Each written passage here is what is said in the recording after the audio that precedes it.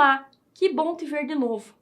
Depois de tantas semanas explorando estratégias de defesa, falhas que levam a incidentes e técnicas de resposta, chegou a hora de avançar. Hoje vamos falar sobre o que diferencia uma empresa amadora de uma organização madura em segurança, a resiliência cibernética. Sabe aquele momento em que tudo volta ao normal depois de um ataque?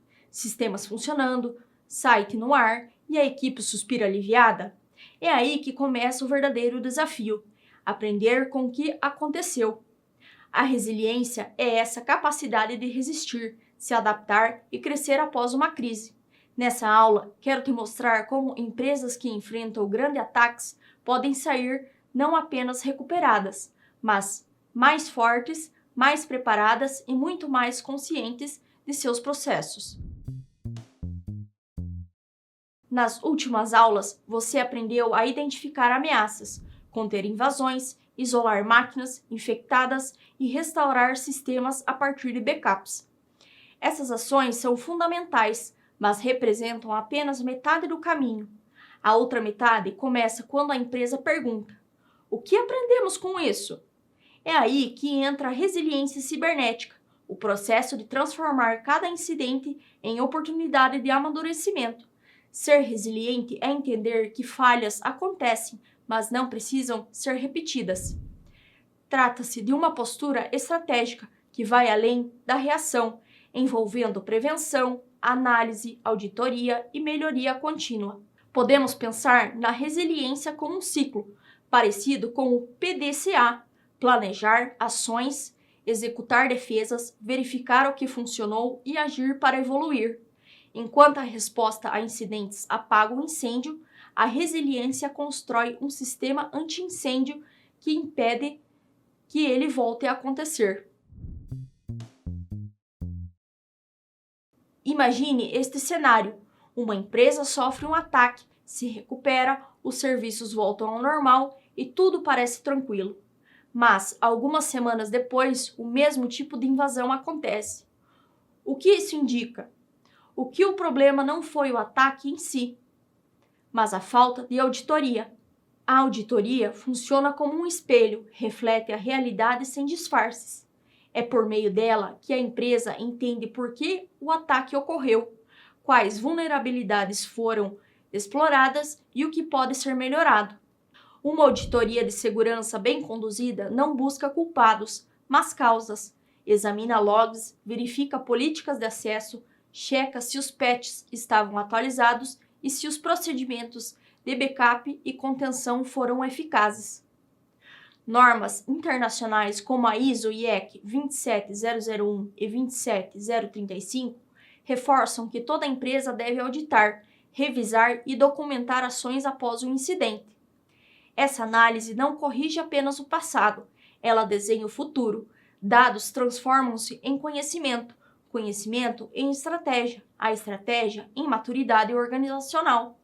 É assim que a empresa evolui de uma postura reativa para uma postura preventiva. Uma das lições mais duras para uma empresa é entender que ter backup não é o mesmo estar protegido. Muitas organizações fazem cópias automáticas de dados e acham que isso basta. A verdade é que um backup nunca testado é só uma ilusão de segurança. Imagine que, após um ataque, a empresa tenta restaurar o sistema e descobre que os arquivos de backups estão corrompidos. Isso aconteceu porque ninguém havia testado as cópias e o processo de restauração era desconhecido pela equipe. A solução foi criar uma rotina de testes trimestrais de restauração, garantindo que os backups funcionassem.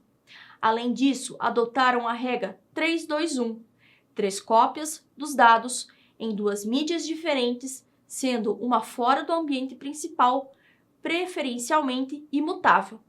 Para completar, começaram a monitorar o tempo de restauração, com os indicadores como RTO, Recovery Time Objective, e o RPO, Recovery Point Objective. Em outras palavras, a empresa aprendeu que backup não é apenas salvar arquivos, é garantir que a organização continue viva após um incidente. Um backup nunca testado é como um cofre que ninguém sabe abrir. E quando o ataque é tão grande que paralisa tudo? O que garante que a empresa vai se levantar novamente? É aí que entra o Plano de Recuperação de Desastres, o DRP. Ele é um mapa que orienta cada passo da organização durante o caos. O DRP define prioridades, responsabilidades e estratégia de recuperação. Por exemplo, o que restaurar primeiro? O sistema de login, o servidor de pagamentos ou o banco de dados principal? Essas decisões devem estar previstas, documentadas e testadas. Em algumas empresas, o DRP inclui simulações de falha total. Em cada teste, a equipe mede o tempo de retorno e ajusta o plano conforme o resultado. O plano também pode prever a comunicação de crise. Quem falará com a mídia e como informar clientes sem gerar pânico.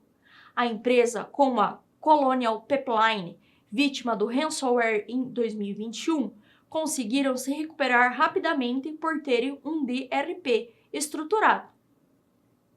Um bom DRP é como um manual de sobrevivência. Não evita o desastre, mas garante que todos saibam exatamente o que fazer quando ele acontece. Por mais avançadas que sejam as tecnologias, nenhuma empresa será verdadeiramente segura sem uma cultura de aprendizado contínuo.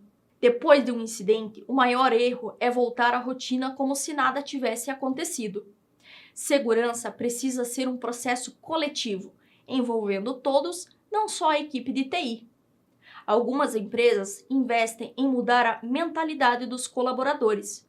Por exemplo, a cada trimestre, equipes se reúnem para revisar incidentes, discutir o que funcionou, o que precisa melhorar e propor novas estratégias. Práticas como essa mostram que segurança é diálogo, não punição. Simulações internas de phishing também ajudam. A cada rodada, a taxa de cliques em links suspeitos diminuía. A resiliência nasce da união entre pessoas, processos e aprendizados constante. Ser resiliente não é nunca falhar, é reagir com mais sabedoria e menos medo. Chegamos ao final da aula e talvez esta seja a lição mais importante. Segurança não é o fim de um processo, mas o início de um novo ciclo. A resposta a incidentes é apenas a primeira etapa. O que realmente fortalece uma organização é auditar, aprender, comunicar e evoluir. Empresas resilientes não têm medo de crises, elas têm planos.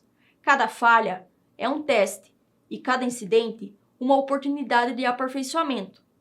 Algumas empresas começam vulneráveis, mas com o tempo se tornam exemplos de maturidade cibernética. Não porque nunca são atacadas, mas porque sabem agir, aprender e se recuperar. Agora um desafio. Pense na sua realidade, na empresa em que você trabalha, no sistema que administra ou no projeto que desenvolve. Você está apenas reagindo aos incidentes ou já está aprendendo com eles? No mundo da segurança, quem aprende mais rápido se recupera melhor. Até a próxima e continue sendo o elo mais forte da segurança digital.